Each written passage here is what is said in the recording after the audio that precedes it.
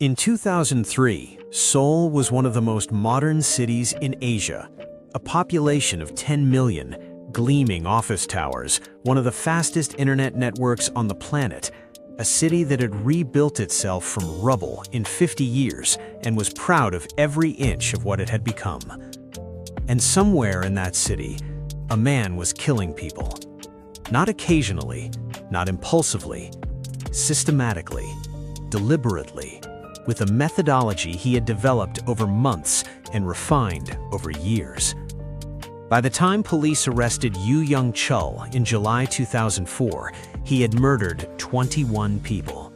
He had been doing it in plain sight in one of the most densely populated cities on Earth for over a year. Nobody had noticed. Young-chul was 33 years old when he began killing. He had a criminal record stretching back to his teens: theft, fraud, sexual assault. He had served multiple prison sentences. He had been released from his most recent term in September 2003 after serving time for theft and for the illegal possession of a firearm. Within weeks of his release, he had committed his first murder. His victims fell into two distinct categories, each targeted for different reasons and killed in different ways. The first category was wealthy elderly people, specifically residents of the affluent Mapo and Seoul districts of Seoul, who lived alone or in small households. Yu would pose as a repairman or delivery worker to gain entry to their homes. Once inside, he killed them with a hammer. He targeted this group, he later told investigators, because he believed the wealthy deserved to die. He felt no remorse. He described the killings in this category as a form of social correction. The second category was women, specifically women he encountered through escort services. These killings were different in method and in what Yu did afterward. He dismembered the bodies. He buried the remains in the mountains surrounding Seoul. In several cases, investigators later determined he had engaged in cannibalism. Between September 2003 and July 2004, young-chul killed 21 people. 10 months, 21 lives. In a city of 10 million people with one of the most advanced surveillance infrastructures in Asia.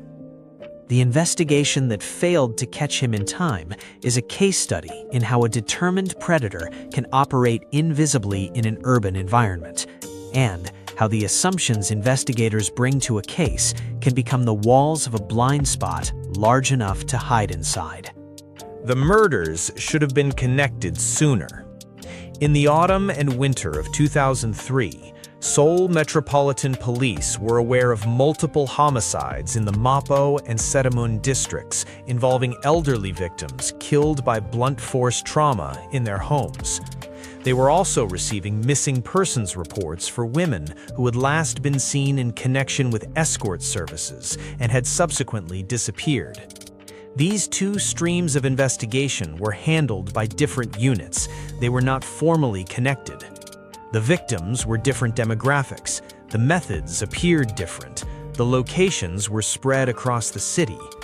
What investigators did not have, and what the Korean National Police Agency did not yet possess in any developed form in 2003, was a criminal profiling capability. The concept of a single offender moving between victim categories, targeting different groups for different psychological reasons while maintaining a consistent operational methodology, was not a framework that the investigation applied. It should have been. Because young-chul was not hiding. He was not operating from a remote location or under a carefully constructed false identity. He lived in Seoul.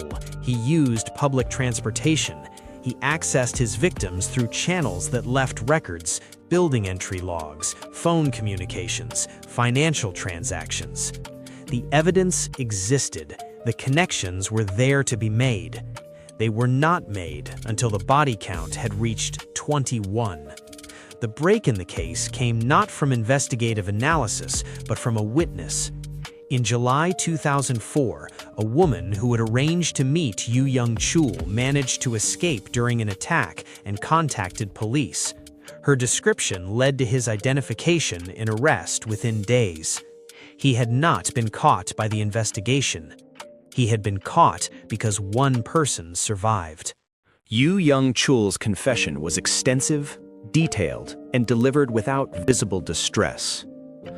Over multiple sessions with investigators following his arrest, he provided information that led police to the remains of victims whose disappearances had not yet been connected to a single perpetrator.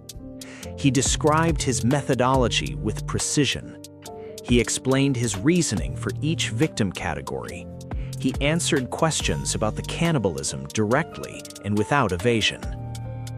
He was not sorry.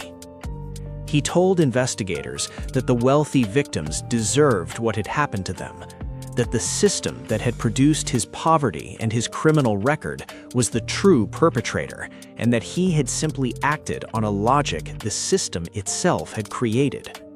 He spoke about these killings with something investigators described as ideological conviction, not rage, not impulse, but a considered position he had arrived at and acted upon.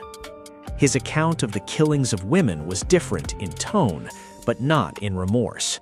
He described these as driven by a hatred that he traced to specific experiences in his personal history, rejections, humiliations, relationships that had ended badly. He did not frame these as crimes, he framed them as consequences.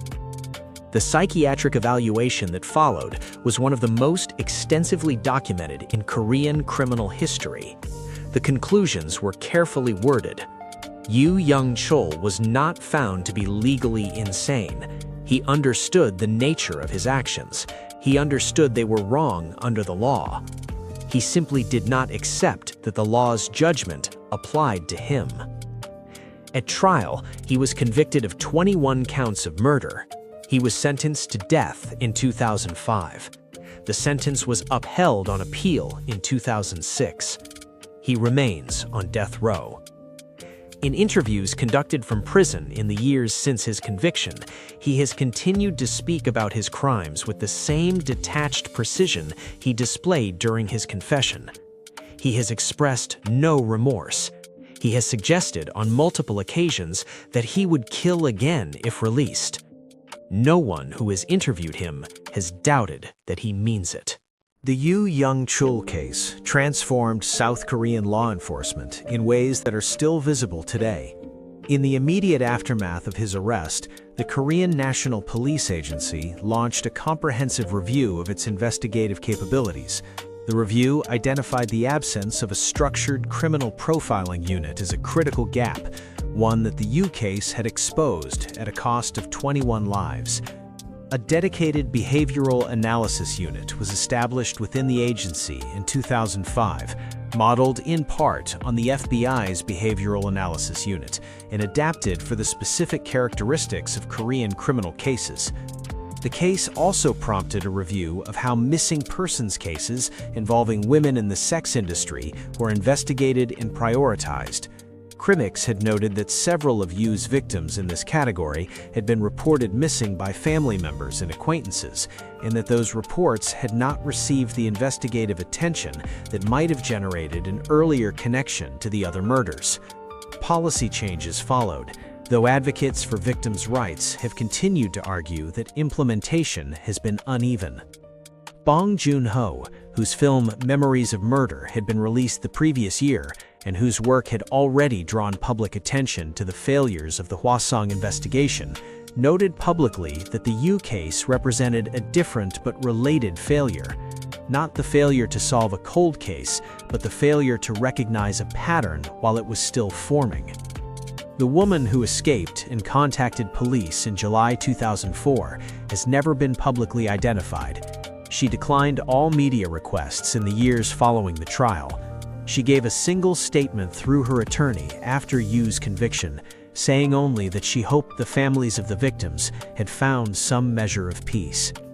21 people were killed in Seoul between September 2003 and July 2004.